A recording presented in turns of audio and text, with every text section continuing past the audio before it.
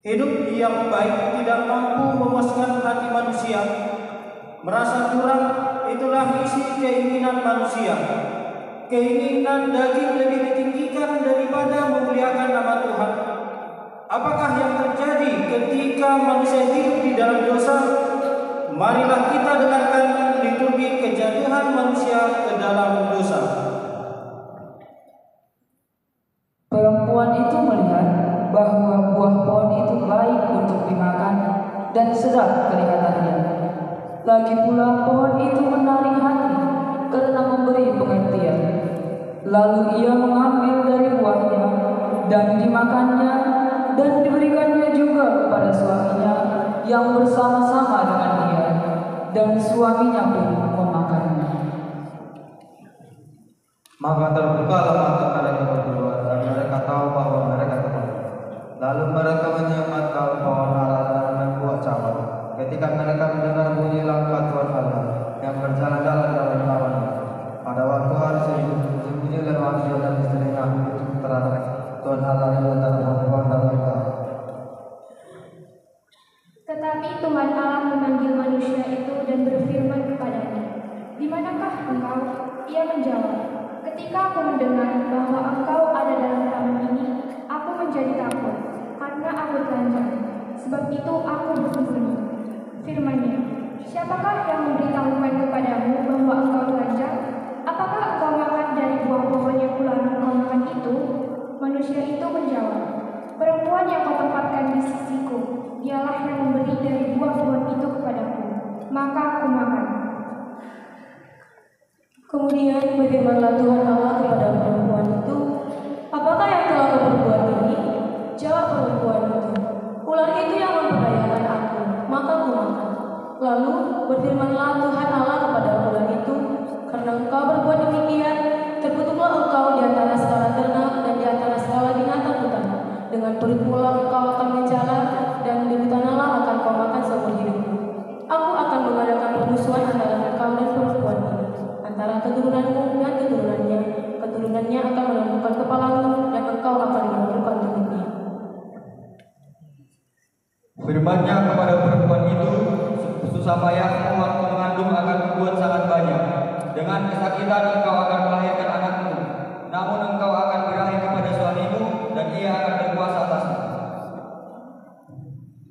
Lalu firman-Nya kepada manusia itu, "Karena engkau mendengarkan perkataan istrimu dan memakan dari buah pohon yang telah kuperintahkan kepadamu, jangan makan daripadanya, maka terkutuklah tanah karena engkau, dengan bersusah payah engkau akan mencari rezekimu dari tanah seumur hidupmu." Semak dur dan rumput duri akan dihasilkan bagimu, dan tubuh-tubuhan di padang akan menjadi makananmu. Jangan bergelut engkau akan mencari makananmu, sampai engkau kembali lagi menjadi tanah. Kanan dan kanan engkau diambil, sebab engkau debu dan engkau akan kembali menjadi debu. Setiap hari kita melihat kemajuan yang akan terjadi. Teknologi semakin canggih, hampir semua keinginan terpenuhi. Namun, apa dampak yang dihasilkan? Lihatlah, setiap manusia mementingkan dirinya sendiri. Tidak ada yang peduli lagi terhadap Tuhan dan dengan sesama. Kekuasaan yang melanda hati manusia telah menciptakan sifat egoisme. Manusia lain yang tidak berkuasa kembali menjadi budak. Yang kuat semakin kuat, yang lemah semakin lemah. Kaya semakin kaya, miskin semakin miskin. Kebaikan yang diupayakan oleh pemerintahnya dianggap sebagai bagian belakang. Perbuatan baik diukur dengan uang. Manusia hidup di tengah-tengah perhambaan akan uang.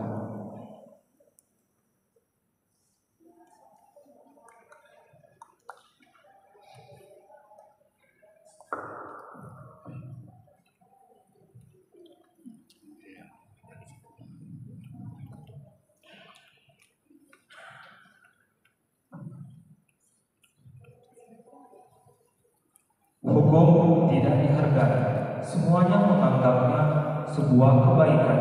Menghalalkan segala cara adalah salah satu jalan pintas. budaya semau kue semakin hidup, teguran dan sapaan tidak lagi terngiang, semua telah pudar. Kapan semua ini akan berakhir?